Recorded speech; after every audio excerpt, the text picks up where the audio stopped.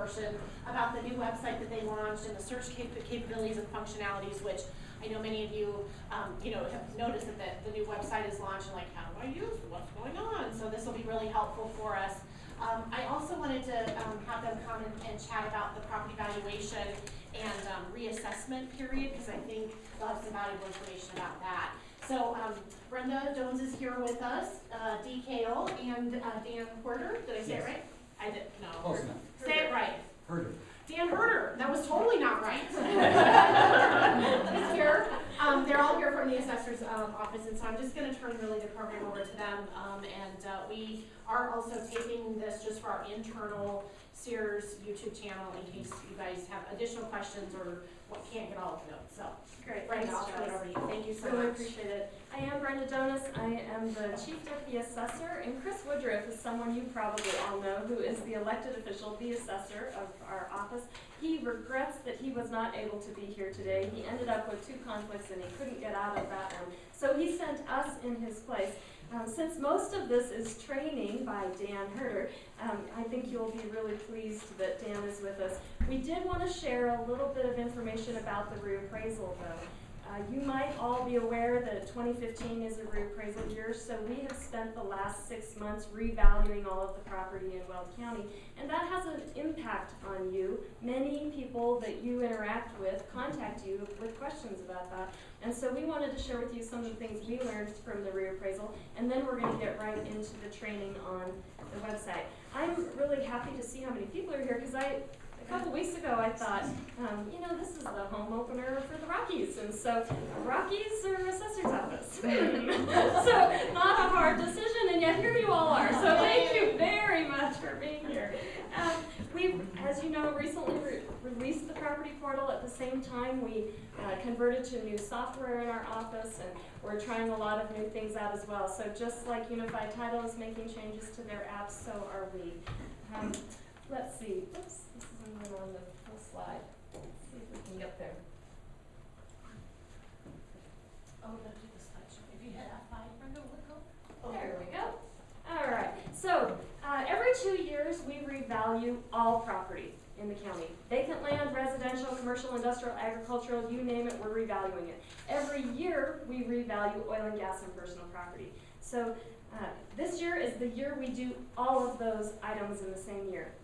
For the first group of property, all of those NOVs, those notices of valuation, will be sent on May 1st. So if you own property in Weld County, you're going to be receiving a notice of valuation postcard from our office that shares with you what the value of your property is. For oil and gas and personal property, we send those notices of value on June 15th.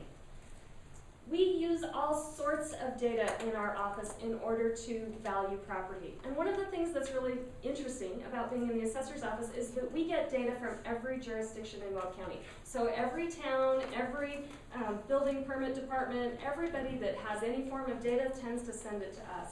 And so we track all of that data to monitor the economy, to figure out what's going on. And one of the pieces that we track is the number of building permits that are occurring. So these are all of the building permits that have anything to do with value. So if it's something simple like I replaced a fence, so I just replaced something. I took a fence out, I put a new fence in.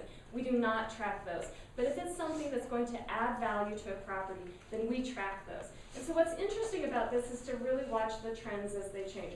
So in 2009, we were at 3,000 permits, and in 2014, we were at 5,500 permits. So you can really feel that the economy has made a change. You guys are all well aware of that. Sorry. And so we also break this down into specific new construction. So besides just looking at all building permits, what's happening specifically with new construction? And again, you can really see the change here. In 2009, we were at 977 new construction permits in Weld County. And in 2014, we were at about 2,400 new construction permits in Weld County. So things have really taken a turn. Again, I'm sure you're all aware of that. Do you remember what the numbers were? Do you have any idea what those numbers were in 2002, 3, 4, when we were really booming? About 4,000 permits a year is what we were experiencing. So even though we're all feeling a change, we're seeing this growth happen, we're still only at 2,300 permits a year. And so we know there's still a lot of room for expansion. And again, you guys, I'm sure, are seeing all of that. For us, it's just interesting to watch these trends, to make sure that we know what's going on in the economy so that we better value property. We always are looking in arrears.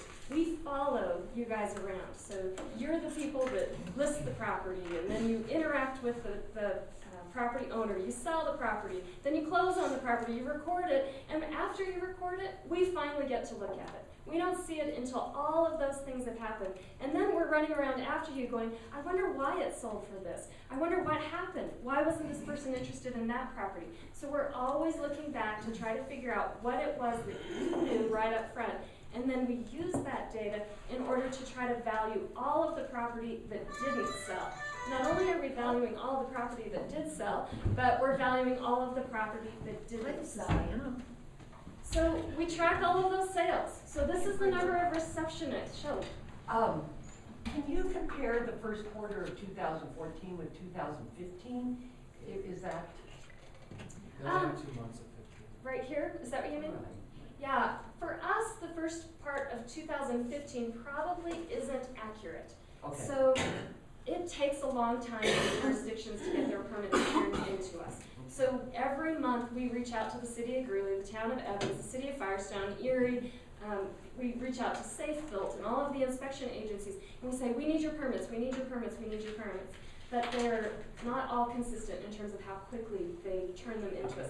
So even since I've run this, I ran this graph on Wednesday last week. Since then, our permit, the people that work for D that were tracking our permits told me that it had already increased another 150 over this because we were starting to get permits in. So, yeah. Any other questions? Do you ever separate that out by sort of town? Can you go that granular? We do. We absolutely can go that granular. Every town that submits, we track it. So this is in Erie, this is in Weld County, so unincorporated. This was in Greeley. We can absolutely break that And are out. those on the website, like that information? That is not on the website.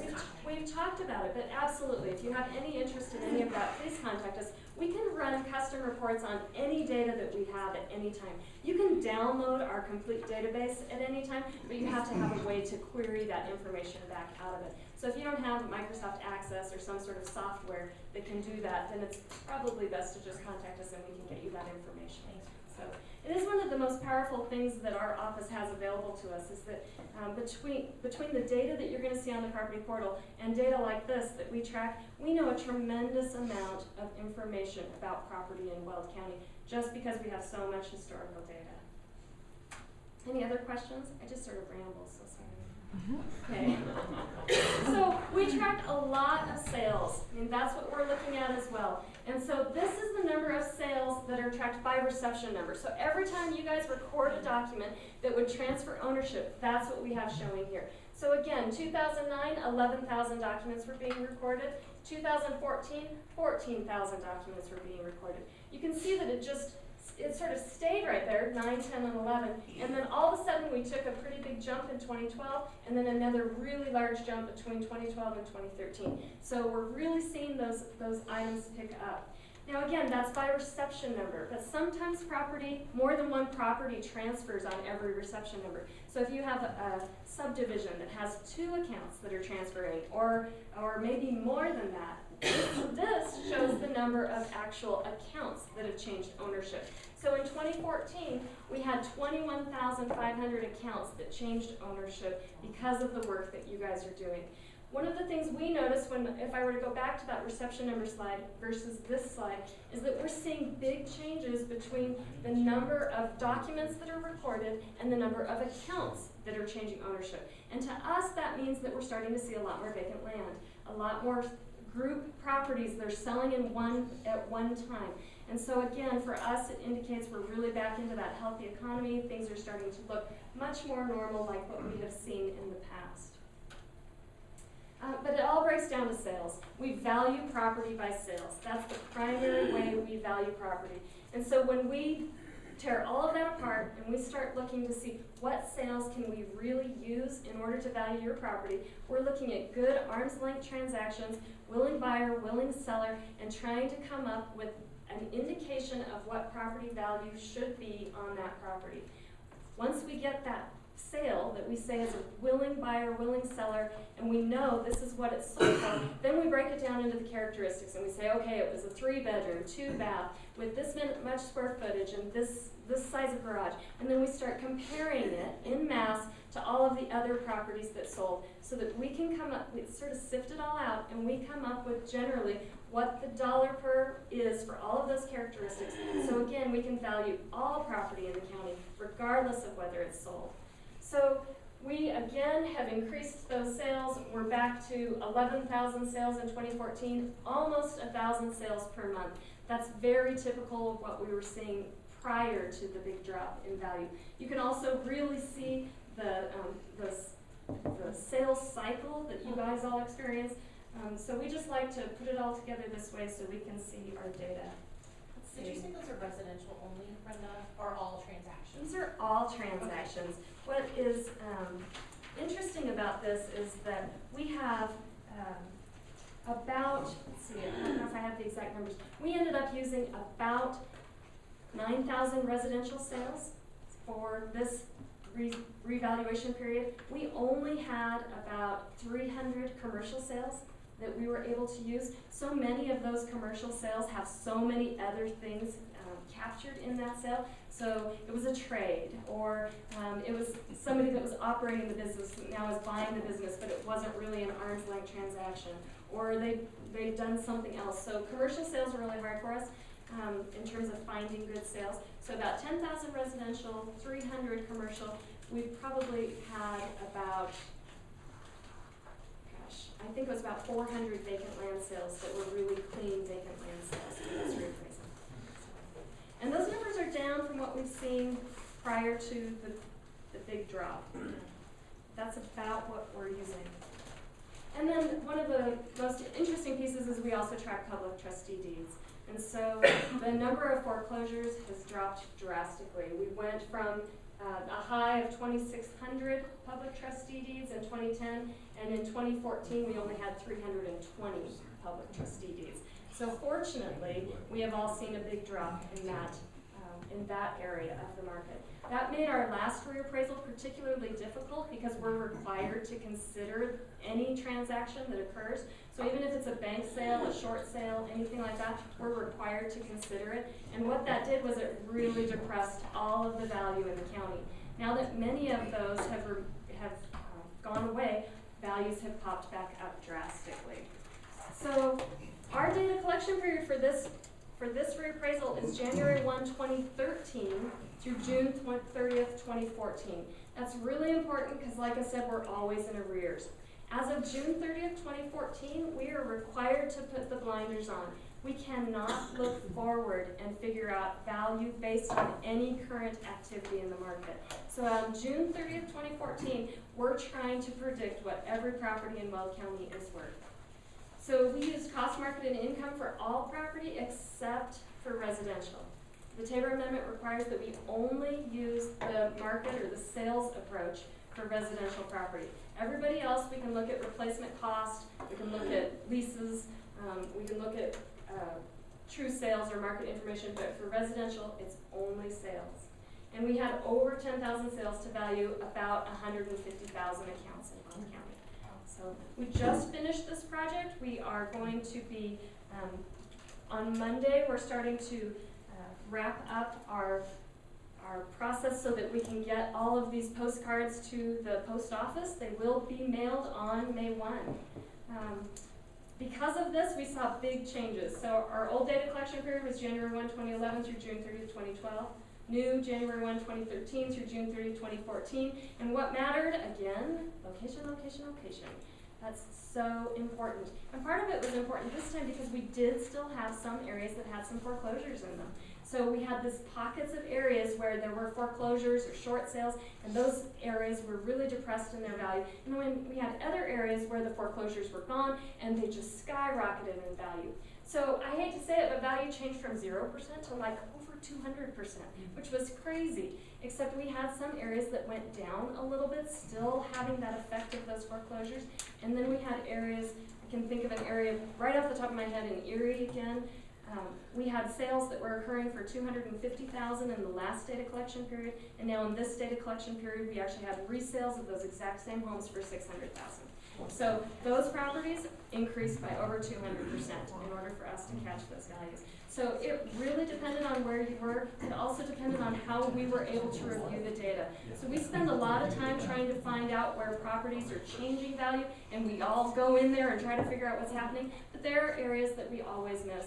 And we use mass appraisal. We come up with a typical value in a typical area, typical trends and typical market models, and then we hope that it hits every property. But there's always properties that do not fit that norm, and those are the properties that we tend to see in appeals.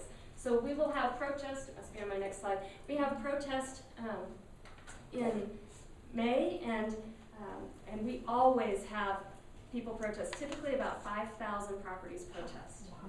Yeah. So every period there's 6 months that's not collected. Why is that? Yes, it's a requirement of the law. So the Tabor Amendment specifically designated what data collection periods we're allowed to use. And there is a 6-month interval between July 1 of 2012 and 12/31 of 2012 that we aren't using.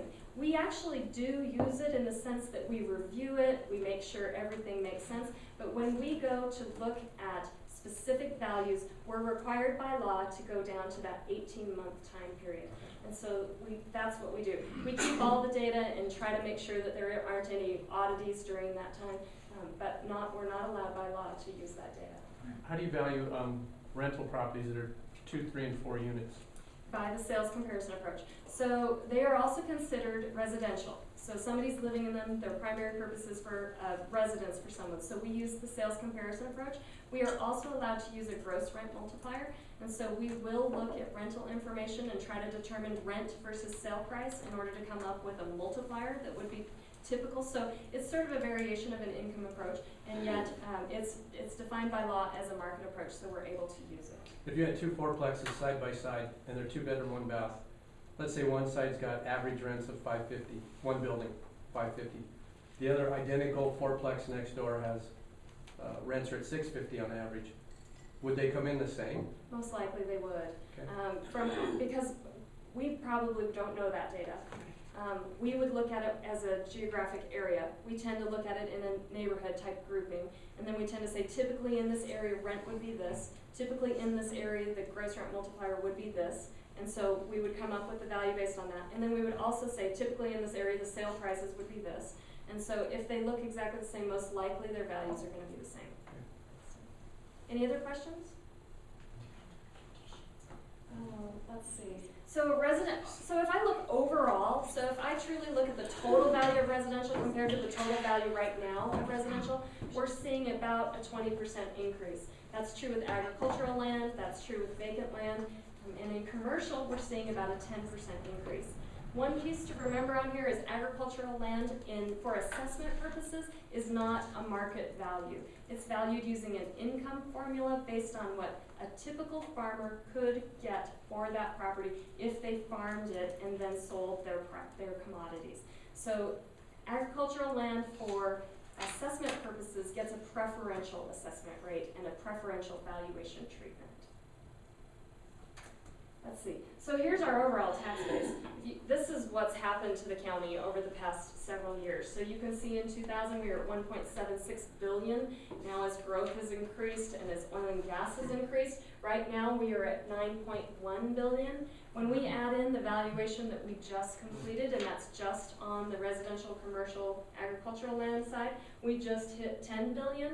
By the time we add in oil and gas this year, we're expecting to be at 11 billion.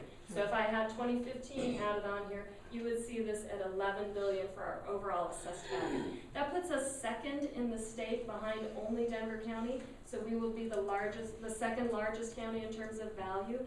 It's a title that we will only have for 1 year because oil and gas has changed. So again, we look in arrears. What's happened in oil and gas is what we're tracking right now. But what's happening in oil and gas right now, everything is going down.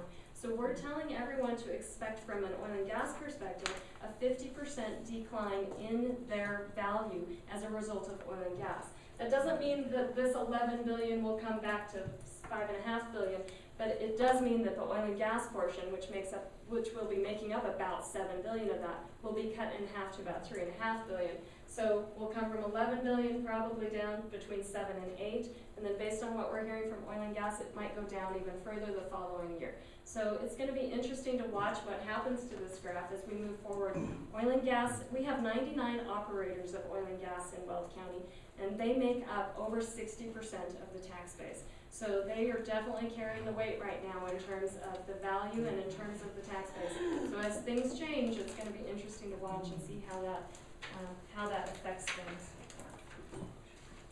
Let's see. Oh, and this one is just so interesting. This is oil and gas. So these are all the different classes of property and how they've changed over the years. But this black line right here, that's oil and gas. That's what it's done over the last years. So pretty amazing.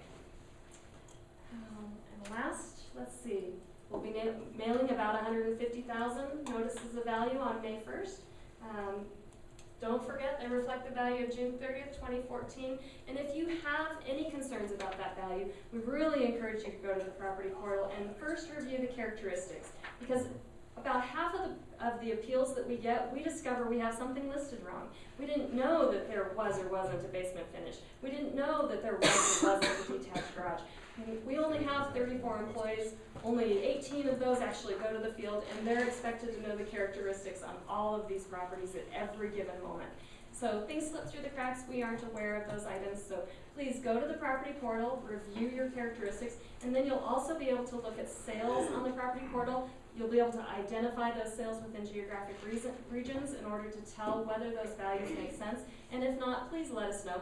We like to believe that we're sending an invitation out to everyone in the county to come to our party. So feel free to. Oh my gosh. So feel free to let us know if you have any concerns at all with your value. We are happy to hear your concerns. You can protest. You can appeal to us by mail, by email, by fax. There's an online option. Is that it? I think those are all the ways you can appeal to us. Or you can call us and we'll get you scheduled for an appointment. You can physically come in to meet with one of our appraisers. So I know what you really want to know about is the property portal. So come on over, Dan. Can I ask you a quick question? Absolutely. When you go to the property portal, can you tell which sales were used to value that property? Well, you can tell sales that occurred in the 18-month data collection period. We don't have a specific listing of sales used to value that property because we group them by neighborhood unless we don't have enough in a neighborhood. So typically, anything within that, what you would consider the normal geographic region for those properties, a neighborhood, a subdivision, something like that, would be the same that we use. We don't narrow it down to just 3 or just 6. Okay. We actually grab all of the sales in that area and then put them together in order to try to figure out what the most common sale price is for those different characteristics. If someone appeals, we're able to pull in individual properties. That's what we do. We go from mass appraisal, where we take all of it in a big picture and try to filter it out using math and statistics and a bunch of math models. And then what we do is we look at each property individually and we pull in individual comparables, just like you would see for an appraisal that you would all use. We do the exact same thing at that point in time in order to verify whether those values are accurate or not. So there's not a great listing specifically of those properties that we've used. So Brenda, can I just ask really quick? Sure. We have some new people and when clients call and say, I just got my reassessor from the appraisal, the appraisers or the assessor's office, can you give them just a little bit of advice as real estate agents that might be helping to filter some of that? Obviously go to your party, but what can we do to kind of help if they do feel like they do have a valid protest? Sure, yeah, once you've looked at the account and you do feel like, there's something wrong with that value, if you have any data that you discovered in order to indicate that, so you already know, yeah, this isn't right. I sold a property right next door that was exactly the same model or whatever, and it sold for much less than that. You can submit all of that information along with the appeal. So if you have any information that will help that taxpayer explain why their value appears to be incorrect, we accept all of that. And again, you can submit all of that online, or you can have them bring it with you. The one thing to keep in mind is that we're required by law to time adjust all of our sales to June 30th of 2014. So if a property sold on January 1, 2013, and it sold for $200,000, we have to predict what it would have sold for on June 30th of 2014. So we look at trends and we identify, okay, in this area, market value went up about 1% per month. And so we say if it sold for $200,000 and now we're 18 months later, we need to increase that $200,000 sale price by 18% in order to reflect what that property would have sold for on June 30th, 2014. So we use what's called a time-adjusted sale price in order to try to get everything pegged to that June 30th date. So if you have a sale for $200,000, we might not say that's the exact value of that property. We not only time trended it, but then we compared it to everybody else in order to try to get an equalized value. And then do you put in the assessed value as a percentage of, like 80% or 90%, or is it? No, we are a full assessment state, and so when you see the value on our website or on your notice of value, you're going to see 100% value. So the value that you get, if it's sold for $200,000, and let's say we have it valued at $220,000, $220,000 is what we think it could have sold for on June 30th, 2014.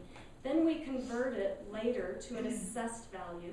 For residential property, that's by multiplying it by 7.96%. That assessed value then gets multiplied by the mill levy in order to calculate the taxes. Right. So we're a full value state, but then we take about 8% in order to get to the assessed value. Does that answer your question? Okay. Any other questions? Thank you. Thank you. Oops, I'll scoot over there. This could be a little awkward, I'm not sure where I'm going to look, but,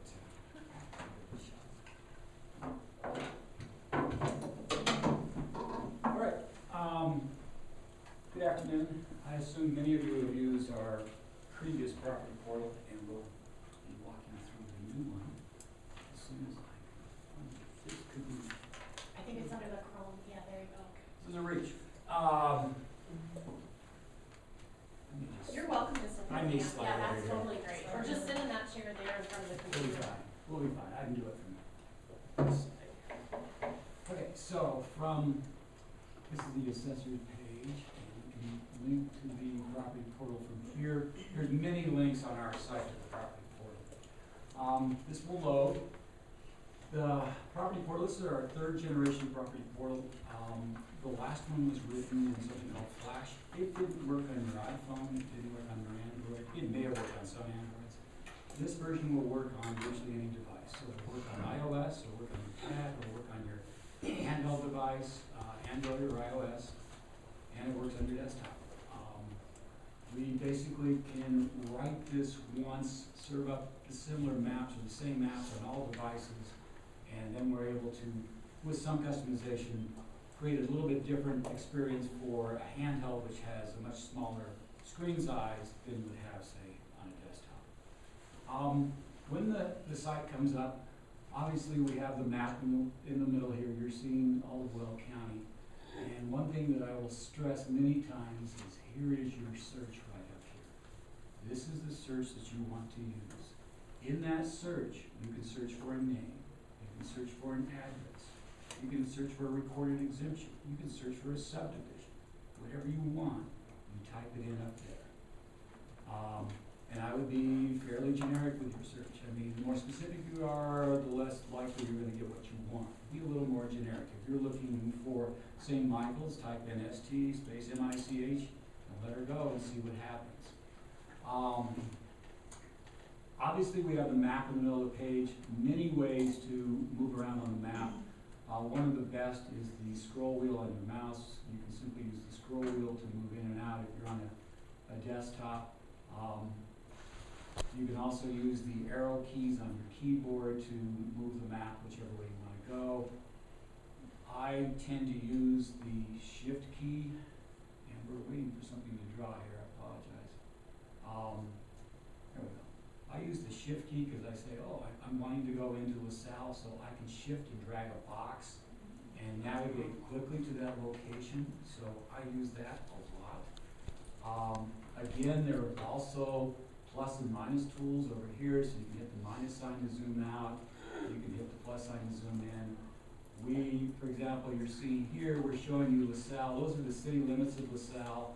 We turn those off when you get in close enough, because you may also want to have, for example, the imagery on. We turn the imagery off on this site by default, but it's available right there with one click, right over here on the left-hand side. You are looking at imagery from 2014. So this was taken in March of 2014, it just went up last week. So this is very current. We have imagery in a couple different sets of imagery. Let me zoom out a little bit and kind of get an idea of what's going on. So if I turn off this regional imagery, you'll see that we have what we call our urban imagery in the southwestern part of Weld County. So if you want to think of it as Nunn and South and Keensburg and West, where we have our best quality imagery. That's that 2014 imagery. The regional imagery that's behind this is a variety of imagery. You might think of it as Google imagery or whatever. So it could be a variety of dates. It's a mosaic of dates, so we don't really know. Some of it could be 2008, some of it could be 2013 or 14. We do find that imagery is getting better all the time. We were looking at something down here. You can kind of see the scene between, here's the old image and the new image. This is an area called Roggin. If I zoom in here, you'll see that this is actually pretty good imagery. I mean, looking at grain bins here or whatever. This imagery will not display at the closest scale, but pretty reasonably. If I go here, it may drop out. No, so, and that's pretty good imagery, even from that source. Yet our other imagery is typically even sharper than that, where it's 1 inch or 6 inch pixels. So you have the option over here of turning imagery on and off, and again I did it with a 1 click. You'll notice that there's a plus sign next to this, so I just use the plus sign to expand this and drop this down. And then in here again I can turn off individual layers if I like by unchecking, and all that's off. Or if I check them both on, they'll be back. And we'll see that. I'm going to shrink that up for now and probably turn off the imagery. So we've got the map here. Again, we open this up showing what we call the parcel theme. This is a layer theme. If you're interested in additional layers, maybe it's floodplain, maybe it's oil and gas, you may want to change this parcel theme to actually show you all available layers. And that'll change what's available to you. So you're seeing that we have oil and gas available here. We have planning and zoning data sets. You will find floodplains in planning and zoning. You will find recorded exemptions, uses by special review, non-conforming uses. Those will all be under this category here. And you can see there's quite a few items listed there. Dan, is that Weld County only, or does that include jurisdictions? That is a great question. We do not have zoning for the municipalities in Weld County, but we do have a zoning for obviously unincorporated Weld County. We'll go take a shot at this though. If I were to turn on the zoning here, and whoops, I missed it. Let me check that box again. I'm going to turn on zoning, and you'll see zoning appear right there.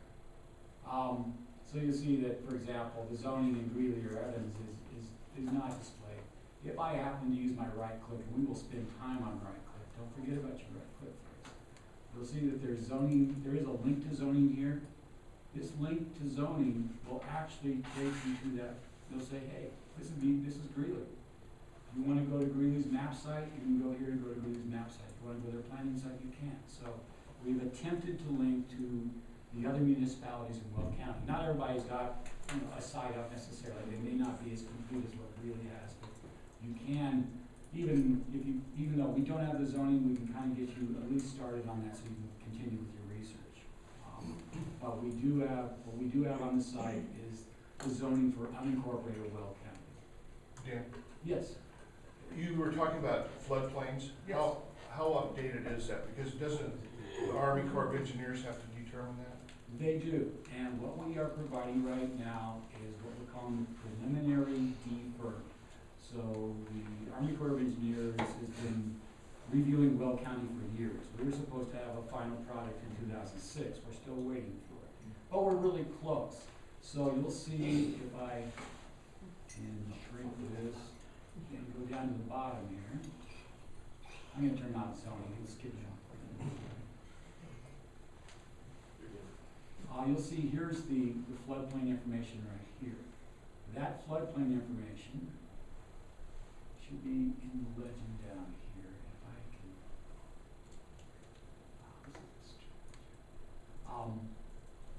Do I see floodplain information? Down to Right here, right there. There we go. So if I expand that section, you'll see that this is the floodplain. It is preliminary DFIRM of February 10th, I believe, 2015. So that is how current that is. This is still being reviewed and is not hasn't received final adoption yet, but it's very close. So Thank you. that's the best information that we have available right now. That will change, and we'll certainly update that data as we replace this data set. When we're disclosing floodplain then, Dan, would you recommend that we use the preliminary or the That is previous what map? Weld County is It's sort of a quandary, isn't it? using for regulation right now. They are using this data set here. So Okay. I would go with this from a Weld County perspective. City of Greeley might be slightly different. This is what the Weld County Planning Department is using this data set. There it is. All right, we're going to shrink up the zoning here. And I'm going to go ahead and turn that off. We'll take a look at a couple other things that might be of interest. Oil and gas is always a hotbed in Weld County. We have probably nearly 30,000 oil wells in Weld County. I'm going to use my shift zoom again, coming a little closer here. What we have done is if you click on this, you will get a pop-up. You can link then to the COGC site and bring out more information about that well. So, How did you get that in? how did I get to that? So I simply, if I click on one of these dots, say this one, I should get a pop-up, and I went right here. So be aware, this is not Weld County's information. This is coming directly from the Colorado Oil and Gas Conservation Commission. Yeah, you can be able to see production from there. Yes, I haven't really studied the forms, but I think you'll find that you can see production, you can see depth, really quite a bit of information about this. So we're simply just facilitating the link from the wellhead to their database. All this is their content. So we do have oil and gas wells. They are in their own category down here on the side. And I got to those by turning on all available layers. Again, the site starts in a parcel view, so I have these layers available. The other thing, when the site starts up, we are showing you real property, meaning that that is surface ownership, that is mobile homes and other surface ownership. That does not include oil and gas, leases, or personal property. And then on oil and gas, can you show them the legend so they can see what the different colored dots mean? Sure. So they show how to Yes, let's go back to oil and gas. So I'm gonna go over here, again, I'm going to choose all available layers. If I click on oil and gas, they turn on. If I expand this right here, there's an option that'll open up the legend for you. You'll see that's on many layers. And here it'll tell you, oh, the red ones are producing, the blue ones are permits. So it gives you an idea of what that is. And then you can shrink this if you'd like, just by clicking that again.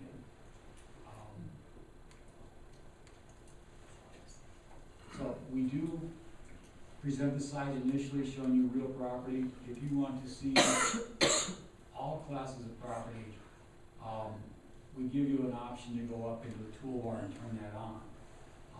Where's the toolbar? Well, we kind of hit it this time. You can get to it from here. You can launch the toolbar from there. It opens up here. You can close the toolbar with the same icon. This is this little wrench and screwdriver in the upper right. Or you can double click immediately to the left of the search. That will also open up that toolbar. So, in that toolbar, we have a series of tabs across here. We have a home, a select, an identify, measure, and a drawing. We do offer the ability to filter parcels here. So if I were to turn off the oil and gas, and if I were to do a what's here on this, for example, on this property, you'll see that I found a real property account. If I now change my filter for my property, right now we're showing you real property, and I want to see all classes of property. I now do a what's here, and I will get not only that, but I assume an oil account. That's it. No. Good, good. So, we do not show you those when the site first starts up, but you can easily just change that filter to see all classes of property. So, When you click on the taxes button on the bottom of that, yes. I just did it, on this, and it took me to a login screen. Well, let's talk about that. So, I got one too. You don't need to log in. You simply go over here and choose this login on the left. You are in. Once you are in for that day, you will not see that login again. Wow. So that was a great question. I mean, so that takes you directly to the treasurer's page. You're seeing the content directly from the treasurer's system. Again, you know, I can click here and I'll get a pop-up here. And again, I can link to the taxes from there. You saw that you can get to the taxes from over here if I had done the what's here. Another item of note is you can link to the property report. The property report is the same property report that we had before, same content. Previously, we had a series of buttons across the top. Now this runs vertically. So you have a variety of sections. So you'll have the account information. You'll have an owner's section, so you can see owner information. Document history, these are various documents, and some properties may have 8 or 9 documents. These are recorded documents that the assessor's office has attached to this parcel. This is not every document on this property by any means, but those are documents that the assessor's office felt were important to this parcel. You'll have building information, which And this is an O account. This is an no, oil account. let's not do an oil And account. so My it's, fault. it doesn't have the same information. Thanks. So for an oil account, of course, we're not gonna have as much data as we do for a real property account that's gonna have a building and land information. I'm gonna change my filter back to real property, and we'll go grab probably one of these smaller properties. The mouse did go back to the mouse. left and you just hit on the taxes and Yeah. Yeah. Good job, Shelley. Look at you go. Shelley said you could go to the real property account right over here on the There we property go. report. We can do that over there. Is that the real Yeah, property? that's All right, it. let's do that one. Thanks. It's like I'm blind. So again, we have the account information here. This is where the actual and assessed value will be presented to you as well. Owners, the document history, this one does have a couple items of document history, so you'll see the reception number, the recording date, grantor, grantee, basic recording information for that.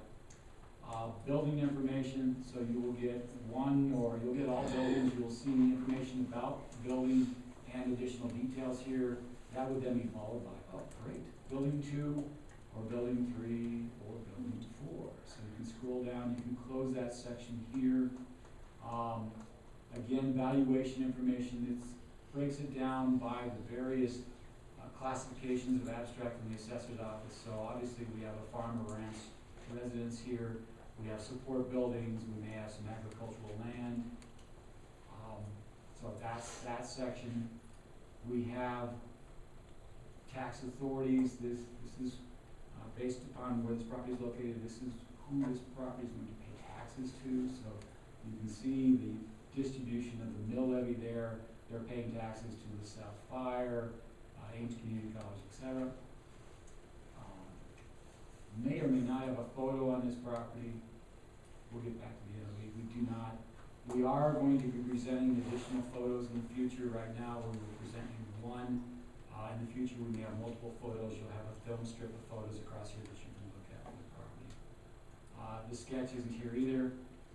We did skip the notice of value. Let's look at that. So you can link here and see the most recent notice of value, which is this one. Top. Thanks. Or you can see, we go back, I believe 3 years at this time. So the notice of value is present for this property.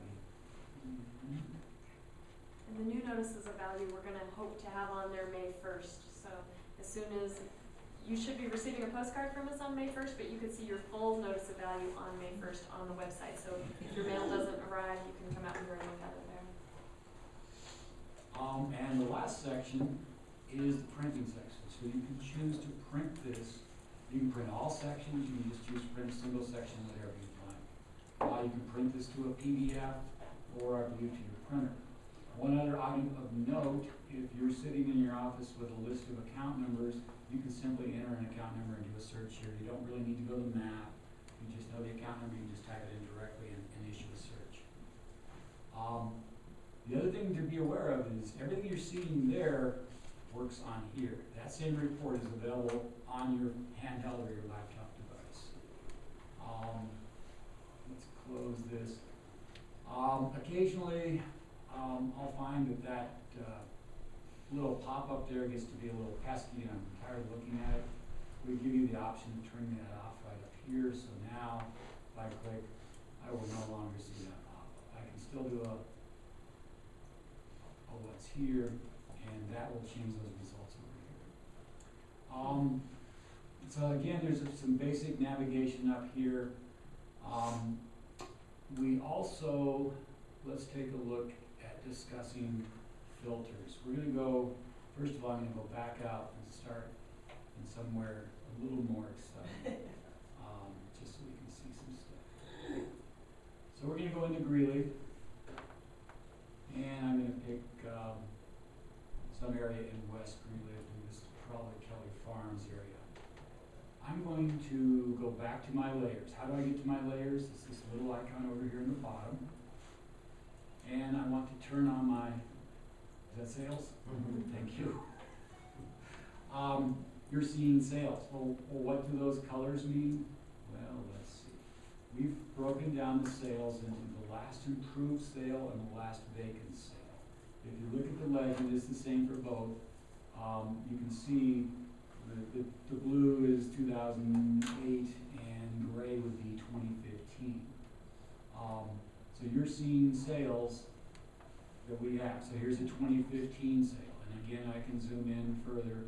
These are address numbers, obviously. If I do not want to see those, I can turn those off just by clicking on the labels. And understand there's a plus sign here, so there's other items underneath these labels that are turning off. But for now, I'll leave that off. We give you the capability of actually labeling these with the sale date or the sale price. And I assume, we'll try one, there's the sale price. So you can easily see the sale price for these. If you also wanted to see the sale date for the improved sales, you would check this box. So, another, in conjunction with the assessor's office, mailing of NOVs, we will also be, I'm going to turn off the labels a little noise. We also have a filter at the top up here that allows you to filter the sales. We built this. You can simply say, I want to see the base period sales. That terminology may change, but this will now only show you the sales that are, what period was that? I know. Ooh. Yeah. 2013 to June There you 30th, go. 2014. Good job. So you're seeing those sales. I do not see 2015 sales. I do not see other years. So that's available if you want to just filter those sales, or if you want to see them all again, you can just click here and do all in there. So we do have a breakdown of vacant and improved Some properties will have one of each, some may not, so if I turn off the improved, you'll see that we got some vacant sales, this is 59 and 4th Street, southeast corner of that intersection, so there are some vacant sales there. Hey Dan, Yes. almost every time I pull up a sale where they bought it at the public trustee, let's say they flipped it 3 months later, it never shows what they paid at the public trustee. Almost never. We had that question yesterday. That's because on the public trustees deed, they always show that as a zero, no dock fee, and don't show the sale price. We don't know it either. The way that we may occasionally find it, and it eventually gets on there, is if you have the homeowner, when they purchase it, fill out their TD 1000 and put that information on there, and that's how we're able to obtain it. But how come the public trustee doesn't relay that to you? They know what they paid. I mean, they had to bring in a briefcase full of money, so. I don't think they're required to. It's considered a zero dock fee sale, and so the way we get the majority of our sale prices is by calculating it off of the document fee. We don't get any other information other than that unless we go digging for it. So unless they were required to change that, it's hard for us to get that information. So. I guess we know it's all irrelevant what they paid, but we're always nosy.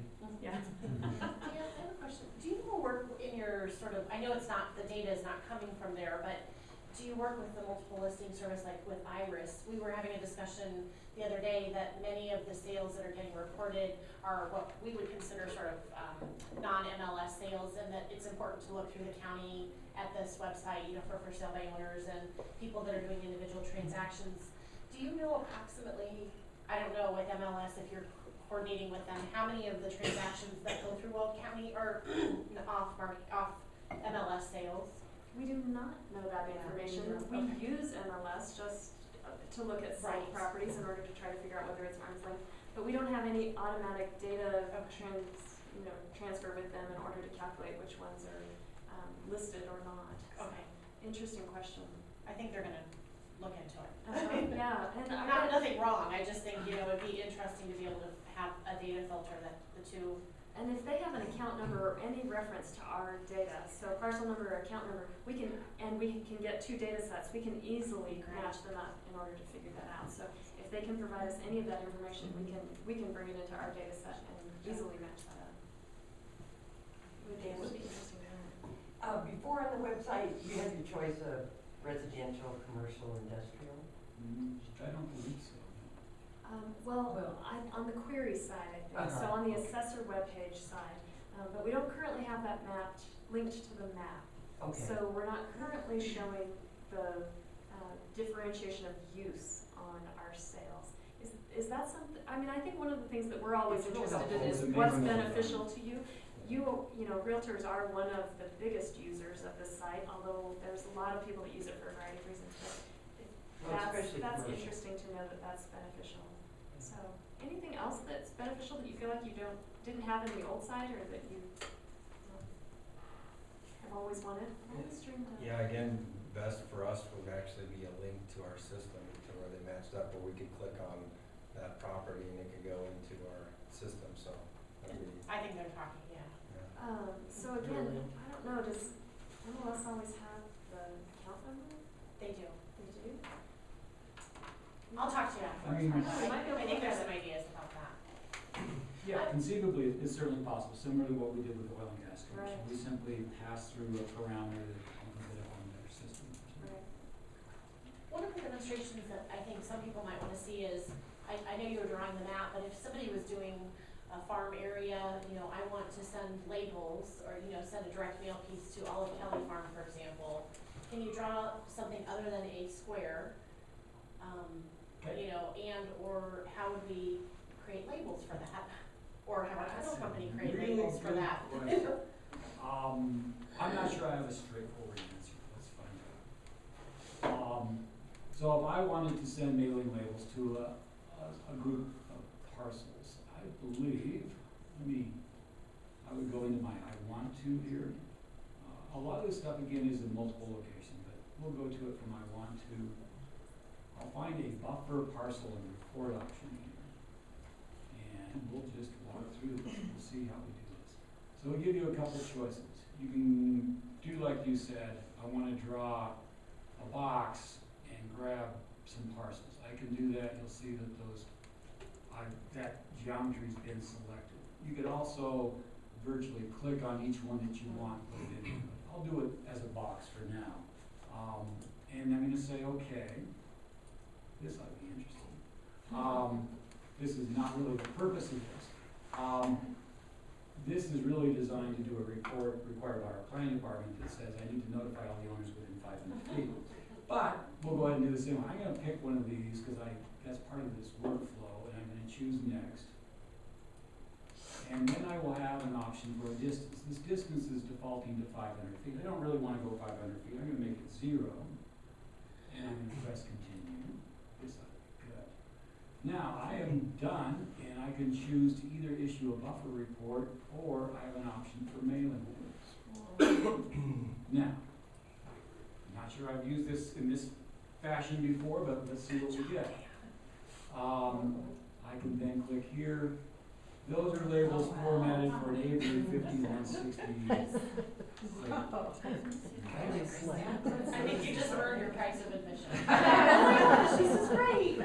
All right, So why are some of them without an address? some of those are additional owners on the property, so we're showing you all owners on the property. I have an item in the back of my head somewhere that I need to clean that up. Okay. So we may clean that up, and I'll show you the names of addresses. This does reduce duplicate addresses, so if somebody owns 5 or 6 lots, you'd only see one entry there, so. But that's one way to do it. So we do offer a mailing label report, and that was the workflow for that. And then when I close this should all just kind of go away. The buffer report, is that in Excel, or if you select rather than? No, it is actually a formatted report. We can just do one again. So if I were to come in here and say, I want to do what? I want to do a buffer. Oh, there you go, export to the top. Oh, you want to we'll do that too. But let's. But you can't export to an Excel. Yeah, if that's your question, that's a little bit Okay. different workflow. It's a very simple workflow. Let's go ahead and let's look at the buffer report real quick. So I'm going to just grab some parcels. I'm going to say okay. In this time, I'm just going to let it go, and I'll let it do 500 feet, and you'll see kind of what that looks like. So it's going to go out and grab 500 feet, and it's thinking it's got a lot more to work with this time. And then if I choose the buffer report, it's going to look something like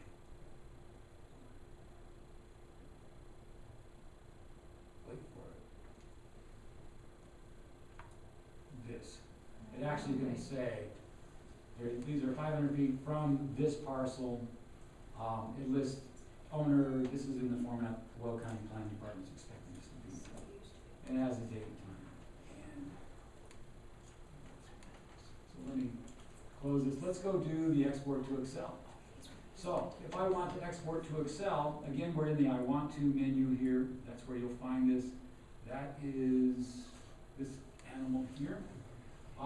Again, you have a variety of ways of selecting items.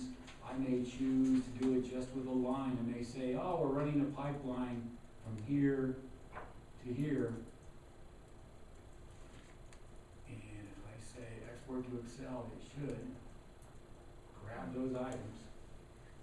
Here's my Excel spreadsheet. I don't know if there's Excel on this computer or not. We'll find out. And so it downloaded it. I can double click on the download here, and I will receive. It may still be thinking about downloading. There's my spreadsheet. I may need to massage my columns a little bit, but you're going to get the account number, the parcel number. The legal description is provided to you in Excel. The actual and assessed value are here. What we're calling the GIS acres. These are acres that we calculate in GIS, not to be confused with the deeded acres on the parcel, but this is what we calculate based on how it's drawn. You have a situs address, which should be the physical address. You also have a mailing address and an owner name. So that's your export to Excel. So you can obviously do mailing labels off of that too, whatever you like. So, but that's pretty short and sweet process for just spitting that out. Some other items under the I want to. We have a variety of searches available here. Those same searches are also available in here, off of the search button. We'll do a couple of these and then I'm gonna show you how life is better somewhere else. And we have the ability of printing a map from here. This is for tax authorities, when there's a new tax authority coming in to provide information about all the authorities within 3 miles of their location. Let's go do a search by owner name. So we're gonna go search for it's going to do an autocomplete, so it's going to look at the characters that you typed in and find names to match that. I can then say, oh yeah, that's the one I was after. I click that, I press search, and it finds the properties owned by this person. There it is. And it zooms me to that property.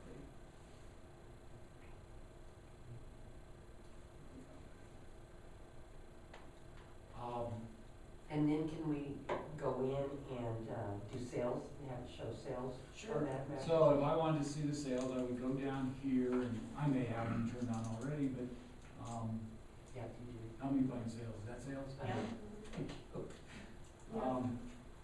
I'm not seeing, oh, I don't have them turned on here, is that correct? Right. There we go, there's your sales. So you're seeing quite a few sales. Again, I can choose to label those however I would like. That was searching by an owner name. We also offer several other searches by an account number, parcel number. One of note would be the subdivision block and lot search. So if I'm searching for, I think it's Cotsmore.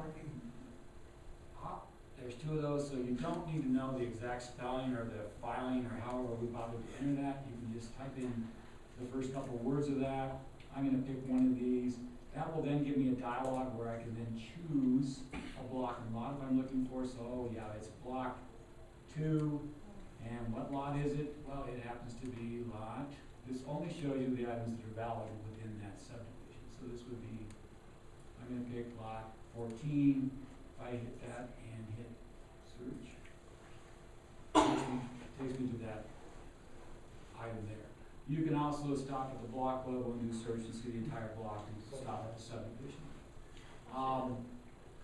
One other item in here, and then we'll go to another way to do all this.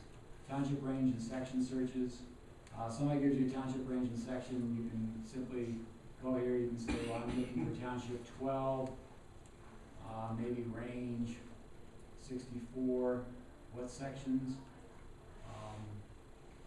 And in this case, this happens to be at the Wyoming border. We do not have sections 1 through 18. Everywhere else you'll find sections 1 through 18, but not on the Wyoming border. So this will only show you what's valid in Weld County. You can pick one of these items, press search, and that will then take you to that location. So you guys don't have a link, I'm guessing, to Larimer County, so when you, like Hood River Ranch, some of Hood River Ranch as well, or, no, that's, I'm sorry, and Windsor.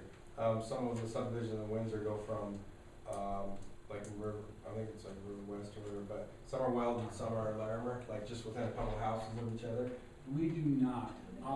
We do, and that question came up just the other day. We do happen to show some of the roads that are in the town of Windsor that are in Larimer County. So if I actually looked at the full extent of the map and I came in here, you would actually see that we have a few roads that are actually in Larimer County. So, but we do not have parcel information for that in this site. So, but you still could find some of those addresses that are in Windsor. Do they have a link like you have a link to the Greeley websites? Does it link to We Larimer do County? not have one in place at this time. That's conceivable. Larimer County has a very similar site that they've had for years. Actually, it's still a flex site. They're looking to do something similar to this. Let's get into some other searches though. So we kind of explored the I want to. We did some searches here. let's go explore this search up here in Maps Around. So this is really, try to get the mouse to cooperate. Where'd it go? It's still over there. There we go. Okay, we're gonna do some searches up here. So I can search for a name up here. Maybe I want to do, I have no idea if that's a name or not in Weld County. It is. So it's going to find whatever I type in a variety of data sets. In this case, it found it in a parcel. If I was looking for a subdivision, again, we talked about St. Michael's.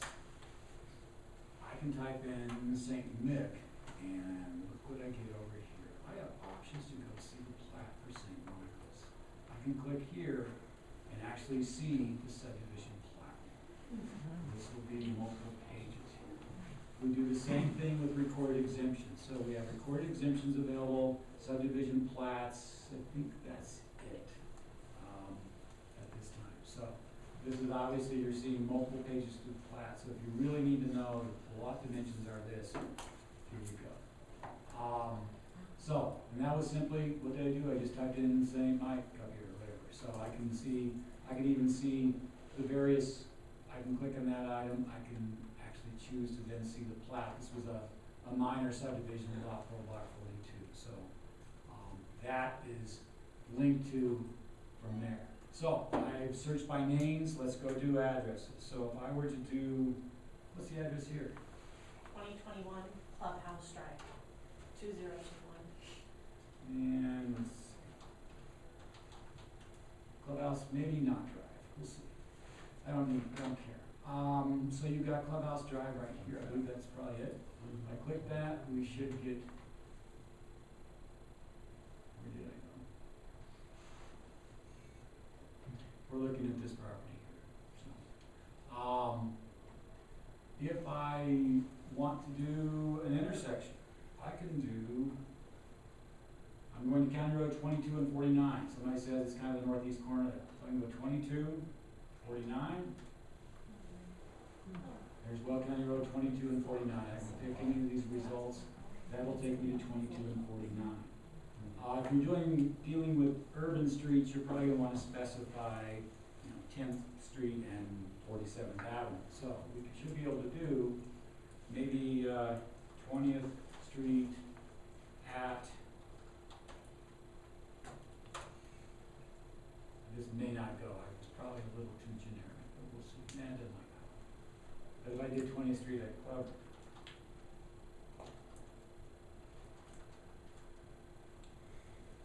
and there we go. So I can do intersections. I can do 100 blocks. So if I'm looking for, somebody says, oh, it's in the 23, BLK of 10th Street. 300 block 10th Street should take me to our favorite intersection. So you can do 100 blocks, you can do county roads, addresses. It's very flexible as far as the spelling when you get into those avenue courts and street lanes and all the stuff that we're so famous for. What else can I search for here? I'm looking for, I think it's recorded exemption 4,000 and I don't know. So it's 4,000, maybe I can just type in whatever I'm looking for. And there's my recorded exemption. Do I want to see the recorded exemption plat for that? Sure. There's another link to that. So I encourage you to use that search in the upper right for virtually everything. We can do subdivisions, addresses, names, API numbers from wells. If you're into oil and gas and you happen to have an API number, you can simply type it in up there. So you could do 4, 5, 7, 8, 3. This ought to be good. And I got some, what did I get? I didn't find anything. Oh my gosh, I did find some stuff. So, very flexible search. If I was looking for every parcel owned by Darla, I could find somebody with a first name of Darla. I mean, It will be, it's that flexible, it searches anywhere in what we're presenting.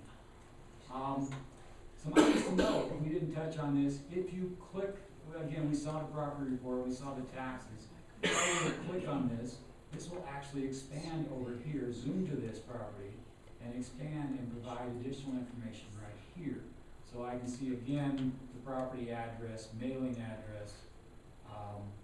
There will be some links here, so I can again click and see the photo here. The taxes are available. I can go view this in Google Street View from here. So there we go. We just had lunch, so. So there's Google Street View. Again, a link to the property report. We also provide you some of the document history, so that document history, you can see that also from that location on the left side. We also, if you scroll down, easy reference to seeing the tax authorities. Oh yeah, you are paying taxes to High Plains Library or whatever it may be. Can you show where the septic layer is, Dan? I know many people are working in rural or septic, we don't wanna see the septic permits or the, if it is a permitted septic or well information, please. Let me just give it a, let me zoom out. So I'm gonna go back to my layers over here. The septic are underneath, let me shrink this, underneath the health section, which should be that one. So if I turn that on, we will see septic systems. Many things do not draw until you're in close enough to make it worthwhile. So if I come into an area of Weld County where septic systems are likely to be, those are those pink dots. If I come in closer, a little closer here, and I choose to, you'll actually see the septic permit number show up. If I click on this, and we're still working on a couple pieces of this, I can click on that, much like the oil and gas, and go see the septic file, get downloaded over here. This happens to be a multi-page TIFF, which will work on your desktop, will not work on your iOS device. Unfortunately, we're sorry about that, but you're seeing that this permit for this septic system has 31 pages to it. So you can go through, you'll see the drawing of the system, the whole bit. So that's available from our Department of Environmental Health. So Remember, when you're doing a property with a septic, on the seller's property disclosure, it does say that you are providing, the seller is providing a copy of the septic permit. That's why I wanted him to show that. So if you sell a property with a septic, this is really important for you to know about. That's required in the SPD. So we can look up wells on there too. And well information. Domestic wells, is that right? Dan? we do not have domestic wells. Okay. That is regulated by the Department of Water Resources of the state. They have a very robust site. I think it's very good for looking up that information. So we could consider doing, it's just something that we haven't done. It's certainly a possibility. We have permission from the Oil and Gas Conservation Commission to do this. We would need to, follow up with the state on that for water resources. So we've covered searching up here. We didn't get through a couple of the other items. We looked at these searches. This item is identified. We've done clicking on points. You can draw a square. We drew a line. You saw us draw a line across the map to select things. Let's do a little bit of measuring. Measuring starts out with feet for a distance. If you're doing something linear, or square feet for an area, you can change that to be whatever you would like. So let's go measure a distance. So this is actually a button here. It's kind of hard to see. You'll note that things turn blue when I click on them. I'm going to click here. As I pull out this line and when I pause, you'll get a little pop-up there that tells you how far that is.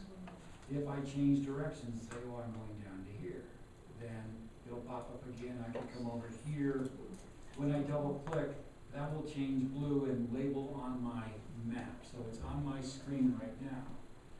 If I wanted to do an area, I would click on area here, and I may say, well, what's the area of the shape that I just did? And I could have done it without doing the lines, I guess, but I'll click here. I may come back to here again. Here, now you'll notice that here it comes as a shape, and if I double click here, it'll close that, give me the area of that and parameter of that. And again, it chose to label that for me. So those are called markups. They're simply displayed on your map. They'll go away when you log off. You can certainly print the map with those, and we'll touch on printing shortly. I can choose to hit the erase button. If I click, it'll erase whatever I click on, so it erased my area feature. If I click here, it'll erase that feature.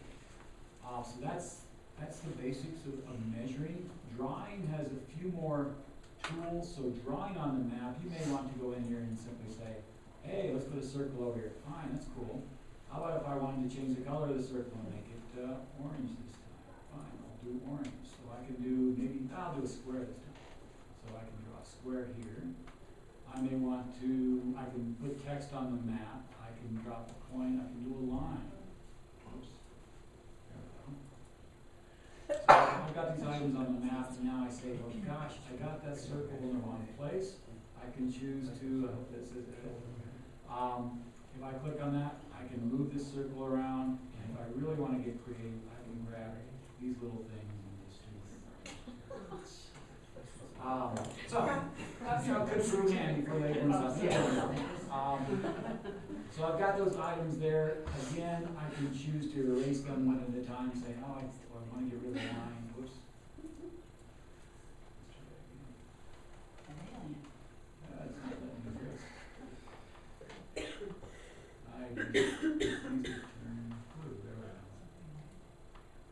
I can erase my orange square. Say I want to just get rid of everything. I will choose clear all, and they're all gone. Something we haven't touched on is the right click. So many of the items that you can see up in this toolbar, many of those items are available with the right click. So I'm going to go ahead and close the toolbar. How do I close that toolbar? I can double click again up here, or I can click on my mouse. I can click there. If I right click, I can simply say, hey, what's here? Right click, what's here? Also on right click, I can draw a point. I may want to just put a point on the map for some reason. I can add some text. This would be the same dialogue that you would have seen up above if I had chosen to add some text. So I could say, whatever. Here's my text. That filter that we spoke about early on about seeing real property versus all property, you can simply get to that from here and change that filter to be all property or real property. So you do not need to open that toolbar to see that. I can right click and toggle that pop-up. Remember that little pesky little pop-up, so that when I click here, it pops up now, and I can toggle that again and turn it off. So now when I click on a different property, for example, it doesn't pop up. If I want to measure a distance, it's right here. I don't have to open that up unless I'm wanting to change the length to be miles or something else, but I can click, draw my line, just like we were doing before. My distance is there.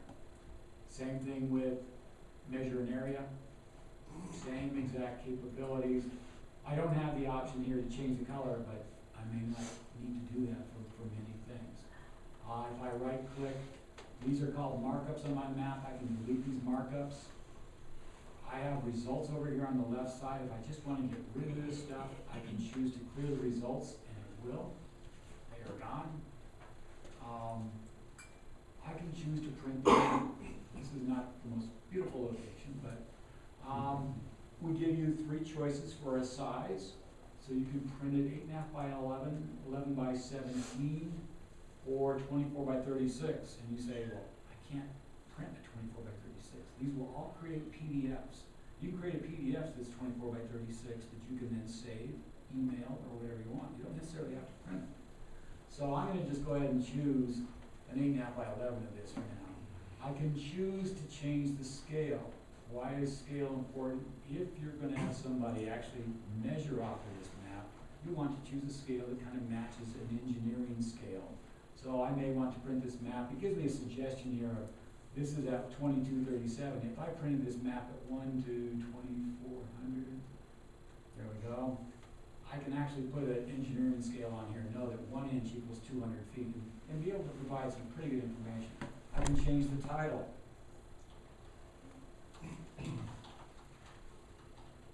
I can add a description I want at this time. If I choose print,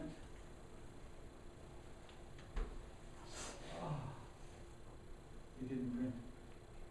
Okay, it will. Sorry about that. I think I have a gremlin right now. I'll have to resolve it. As Dan's wrapping that up, showing us how to print and the gremlin is working or not working out. But that's always how it happens. I know some of you have appointments, this afternoon. I wanna be respectful of their time. Are there any few last questions on the website? Holy cow, this is amazing, isn't it? And we really appreciate the work that they've done to, come out and show us, and it's really a wealth of information. Brian and I were like, oh my God, there's so much information, So, any last questions for Dean or Brenda or Dan?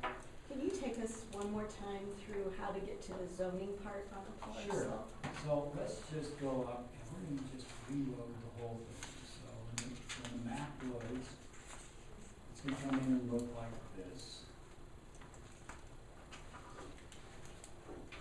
And we start in what we call the parcel theme. To see zoning, you can change this simply, you can go all layers or you could go to land use, either one, but I'll just use all available layers.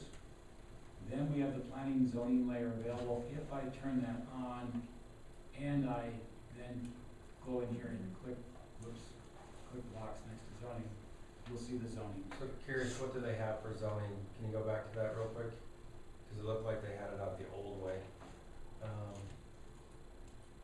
As far as the Like, legend on that? Yeah, so did they have like RL, RM? Well, you guys remember, this is county zoning, This is not county city. City. Okay. They like to gravitate, I'm just. I'm warning talking assessor about the people. link that goes to Greeley. Can Oh, you show us okay, that? okay. So, to do that, I've got zoning turned on. Actually, I turned it off. Let me turn it back